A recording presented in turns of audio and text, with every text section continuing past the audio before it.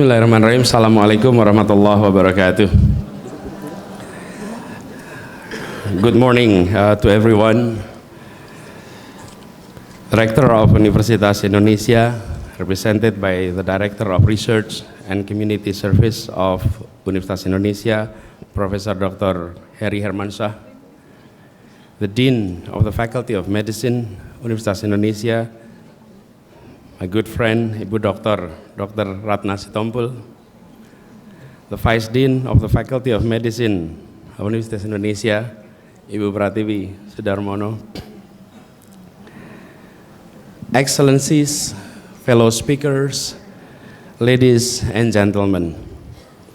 First of all, allow me to express my sincere appreciation to the organizer of this event for inviting me to share some thought on the issue that is so important to all of us, the issue of leadership, in it there is a component of integrity, creativity, objectivity. When I heard the subject, immediately I thought about this and wow, what a tremendous job I have to actually deliver this morning. And I have to deliver it before doctors and medical professionals. That's even more difficult. That's even more challenging. And therefore I must say it is truly an honor. And doctors is always someone who tell the truth. That's always a doctor. Because you have to tell the truth to your patients. And sometimes telling the truth is not always the easy way. It's not always easy to tell the truth. But there's an anecdotal stories about this, that a doctor tell his patients and said, "Sir, I have two bad news for you. One is a bad news, one is a very bad news." Okay, and then the patient said, "Okay, let me hear the bad news first." And the bad news, okay, are you ready? Yes, I am. The bad news is you will live no more than 24 hours. Wow, that's not very long, 24 hours. Okay, so I'm prepared for the very bad news. The very bad news is I've been trying to reach you since yesterday. So this is it, this is the end. But you know what's interesting about this is still telling the truth, still not modifying the fact, but you delivering it in a creative way. You deliver it in ways that make the recipients of that message. Of course, in this story, you're not going to feel comfortable. I mean, knowing that it should have been delivered yesterday, and you only found out today, and it's only 24 hours.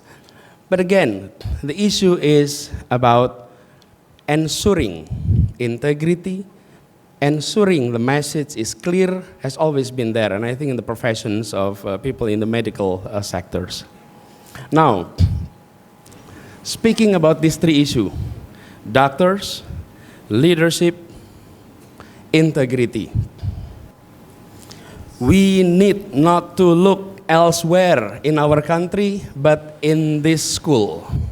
This is a school that was founded in the spirit of leadership, in the spirit of stewardship, and with the foundation of integrity.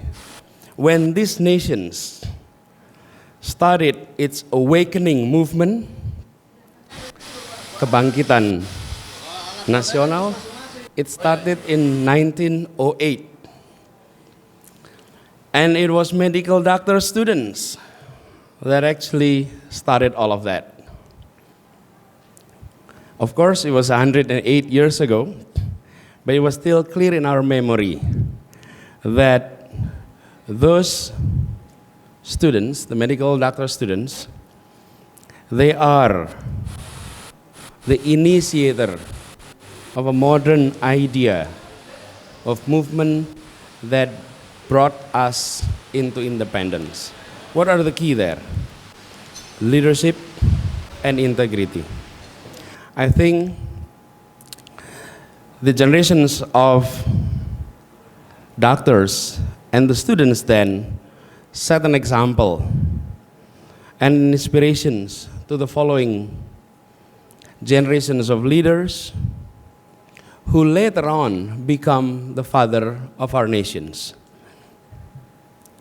And it wasn't only the movement that inspired many others, but also their characters.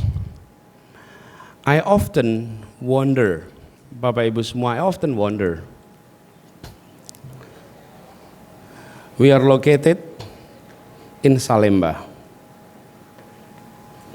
In less than 1 kilometer away from where we gather today, that was the place where Sumpah Pemuda was declared.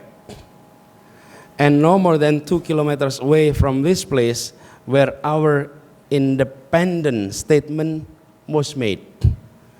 This is the very heart of the history of Indonesia, in this very place.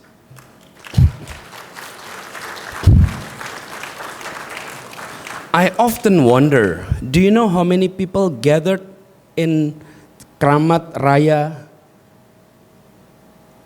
in 1928? 71. Much less than who gathered here with us. 71. Do you know how many people gathered during the independence declarations?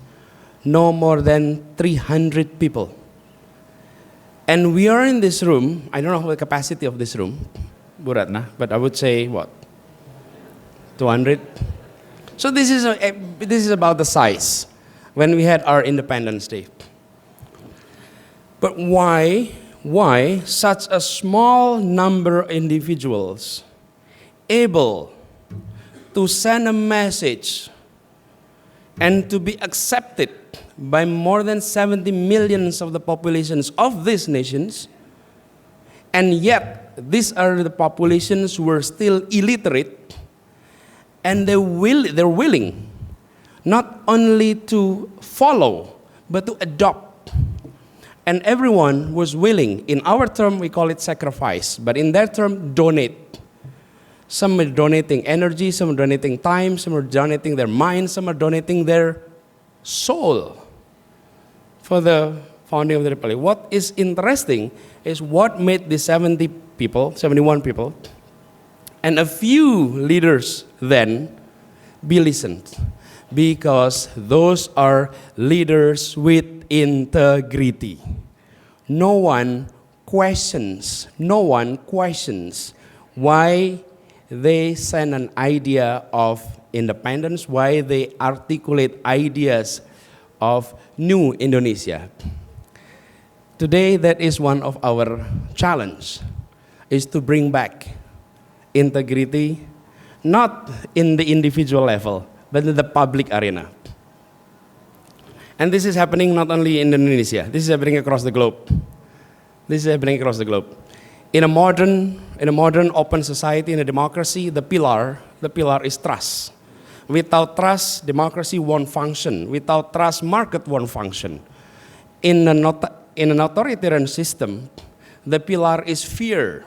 Without fear, authoritarian regime were deteriorating. And we have seen that across the globe. Now, what we're seeing is trust is deteriorating and fear is also deteriorating. Look at across the globe. We're experiencing a deficit of trust across the globe, not only here in Indonesia, everywhere. And why is the key? Why is it happening? Because integrity in the public arena is often compromised. And I think it is extremely important for all of us to make integrity back into our key word in our education system. Not only in a medical school, not only in the area of professions of medical, but across area. And a few months ago, the World Economic Forum produced a report. It's called 21st century learning skills that is needed. And they put three major components there. One is foundational literacies. Two is competencies. And three were characters, qualities. I'll focus on the third aspect. The first one was, of course, the basic literacies that is needed for the 21st century. Not only ability to read, to write, but also literacy in terms of numeracy, literacy in terms of cultural and civic literacy, financial literacy, around about 6 literacies. The second aspect is on competence. On the competence, the 4C that has been echoed here and there. Critical thinking, communication skill, collaboration skills, and creativity. Those are the 4 C's that is echoed everywhere. But the third component that is so relevant to our discussion today is on the character aspect. What are there? They listed a few. Number 1, curiosity. Curiosity. Number 2 is initiatives. Number 3, persistence. Number 4, adaptability. Leadership. Social and cultural awareness. As we can see, that creativity, integrity, leadership were all listed by the World Economic Forum when they gathered all the experts to discuss about the future needs of skills for our next generations. So when this very conference also listed those 3 issues, I think great minds think alike. People here in Jakarta were also reading the same trend that is needed by those who are gathering out there in Europe, come up to the same conclusions: integrity, creativity, and leadership. The challenge next is, how do we develop them? How do we create an environment that allow these 3 components to actually grow? Allow me to share basic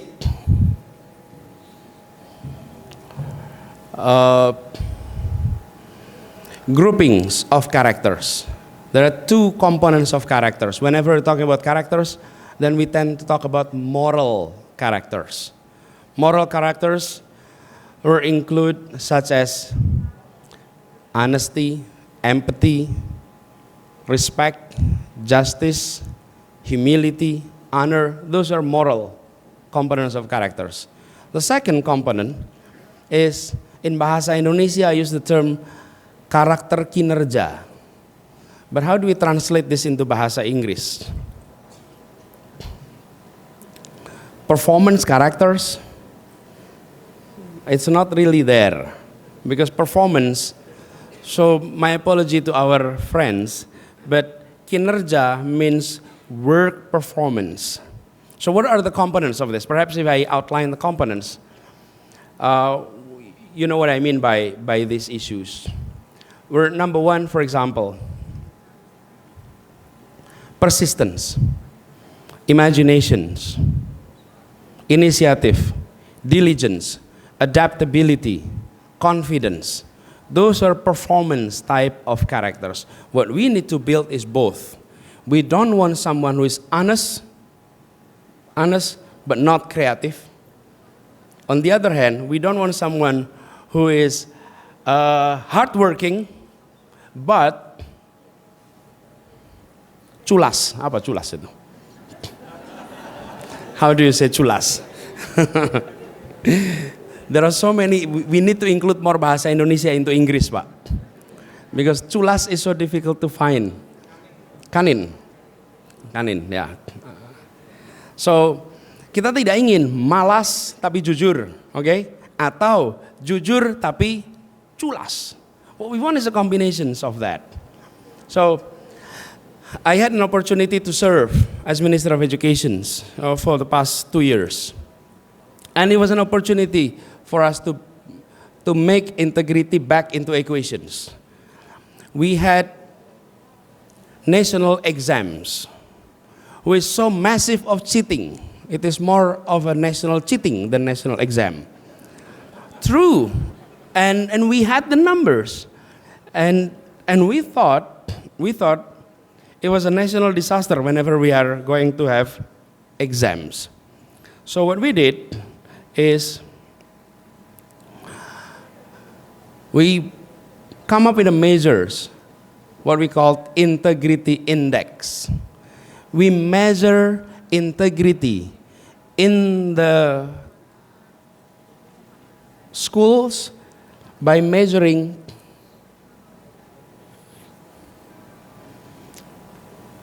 percentage of students cheating during exams.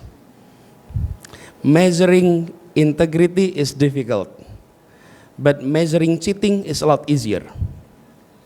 So the way we did it is, this is a multiple choice exams. We know the answer every classroom, and we know who sits where.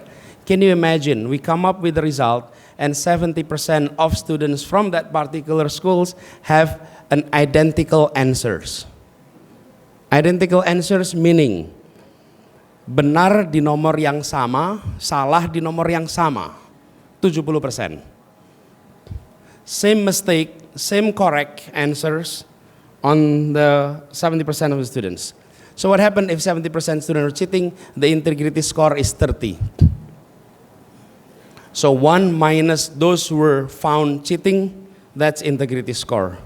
And you know what happened when we produced the result? Everyone were shocked. We published it. We make it public, and we distribute it to local leadership. Everyone were shocked to see that they're scoring high but low integrity. They never realize how low their integrity is until the number is out there. Everyone is feeling like only my school cheating. Of course, everyone think that way. But the entire district. So what happened is, in 2015, we initiated that process. Only around 22% of schools were doing with high integrity. Only 22%. But this year, the second year, it doubled into 45% of schools were doing it in the right way. Why? Because they realize what is measured by government is no longer simply academic achievement. However, the government is also measuring the integrity of the exams. Behavior change immediately. Because they suddenly realize what people think of our success is not only the scores in their academic achievement, but in the process of doing so. And I talked to Pak Presiden. Pak Presiden, can we invite them to meet you? Sure. So we invited the top 500 schools who were honest. Not who have high academic achievement, but who have high integrity scores. And we invite them and send a message to everyone. Suddenly, integrity become the keyword in our school systems. We want to be a schools with high integrity. And we bring, so now if you go to schools, you will see a big banner. If a school have a big banner says this school, sekolah ini adalah sekolah berintegritas, and there is my signatures there, you will see this school have a more than 80% of integrity index. But if you come to a school and you see no banner, then you know this is a place home of cheating. Immediately. We didn't declare it, but you can differentiate it. You come to an SMP and SMA, you look at the entrance hall, and if you see that banner, immediately you see this is a school with integrity. Now, parents will decide. And that's the idea. That's the idea. Parents decide, where do you want to send your kids? Do you want to send your kids to good schools with low integrity? Or do you want to send your kids to schools with high integrity? The issue is bringing them back. So number one, make integrity the keyword of everyone. Number two, what's key in his aspect is to make sure that character buildings is not simply pembentukan, it's not shaping, but allow characters to grow. Through what? Through habituations. And I think that's where it is so critical. We often talk about the importance of menumbuhkan karakter, growing good characters, growing integrity, allowing it to grow. But how? Characters, to be developed, it requires stages. Stage number 1 is to be trained. Stage number 2, to be made it consistent. Make it into consistent. It becomes habit. Once it becomes habit, it becomes culture. It becomes culture, then it is a characters. So to come into the stage of characters, you have to go through habituations, pembiasaan. And this is often forgotten. And we often think, let's educate by giving school classes of integrity, classes of moral values. Yes, we may comprehend, but we don't actually practice and make it into habits. And therefore, Ibu Bapak, this is one of the challenges. Educating characters at the university level is one of the most difficult tasks. Because characters is often being educated at the early childhood.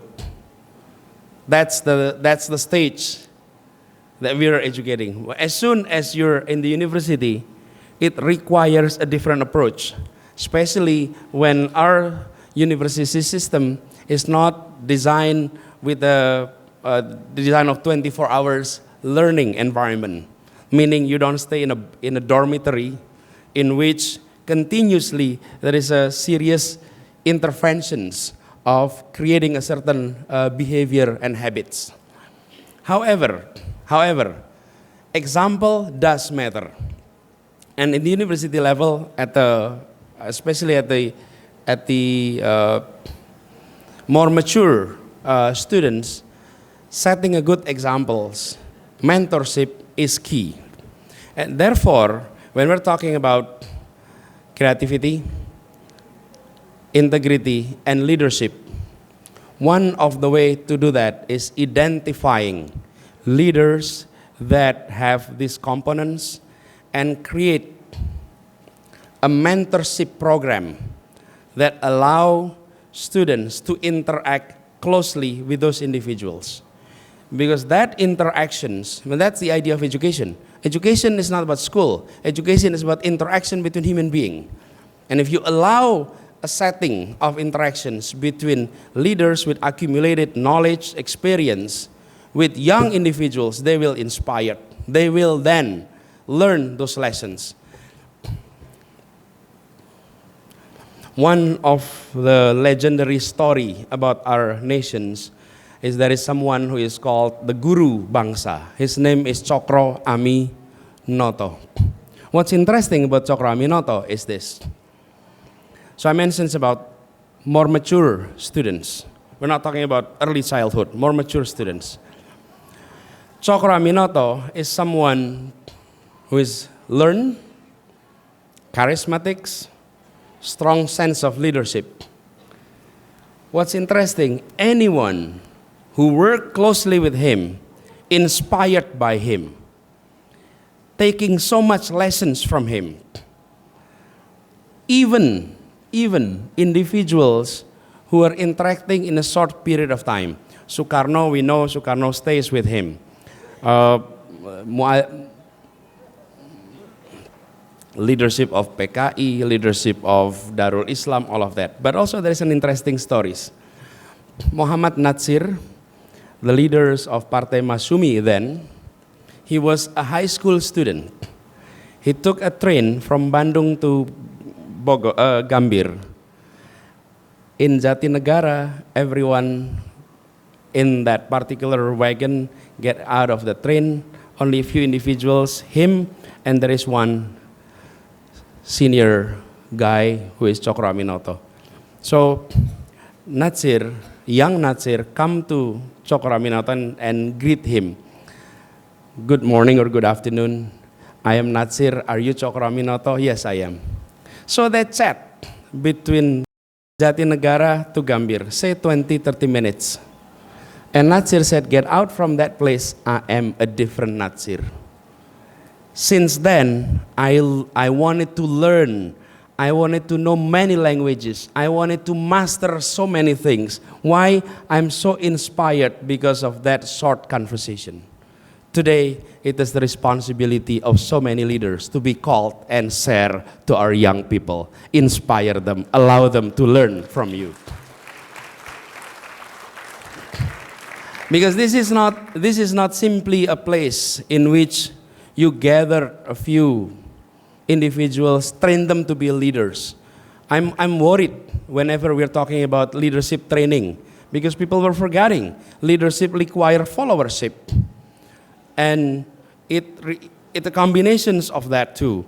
And therefore, individuals with this creativity, with that leadership, and with that integrity, that's key to be gathered and allow young people to learn from them. The last part is on the creativity aspect. Today we live in the world that we need to have ways of looking at things in a different approach. Indonesians were generally creative, but often not in a productive way. So your creativity doesn't produce added value that give you more economic benefit. Look at memes. If you look at the social media, there's so much creativity there. But it also tells you so many people have so many leisure times that they can make all these memes. Because if you're busy, you're not able to do that. I mean, you really have to have plenty of time to actually create all of this. Creativity is there. But what's needed is creativity that brings added values. And I think now we are at times where people judge each other or people value each other, not simply because of the productivity that can contribute to the society, but the creative idea that can contribute to the society. And I think the way to do that is by allowing these gadgets, this technology, this digital media to be platform of sharing ideas. Now, today, it's very difficult to just contemplate and come up with creative idea. Creativity comes through interactions, not through meditation. You cannot meditate and come up with creative idea. You have to interact. And I think now the way to do that is by allowing our students, allowing our youth to interact with more and more. The more exposure you have, the more inspirations that produce creativity even more. So those who are living in an isolation, that's very hard to come up with creative idea. But those who are interacting with so many, they will be able to come up. So I would say with all, number one, allow exposure to your students, to our youth, with so many different groups that will bring in creativity. Number two, allow some kind of mentorship and bring leaders back into not so much schools, into responsibility of breeding new leaders, of inspiring new leaders. And three, on the leadership itself, allow one to exercise more responsibility and push the new generations in a responsibility that they had never experienced before. So with that approach, I do hope that we can make the change, especially to the future of Indonesia. But if I may underline one thing, as I mentioned in the beginning of this remark, it requires only 71 people to make the very foundations of the unity of these nations. It requires only around 250 people to decide that this is one nation, and 70 million others follow. Now we have 250 million more people of Indonesia. It requires few young individuals, a few leaders to actually exercise what I just outlined, and it will inspire more and more people to follow, and change will take place. It doesn't require to be a massive effort. I often call it social acupuncture. Social acupuncture. It's a small dot, but the impact you made is systematic and systemic. And if we can do that with leadership, then we can change not only a city, not only nations, but inshallah, worldwide change. My time is up. The zero time is there. Thank you very much for the attentions. Assalamualaikum warahmatullahi wabarakatuh.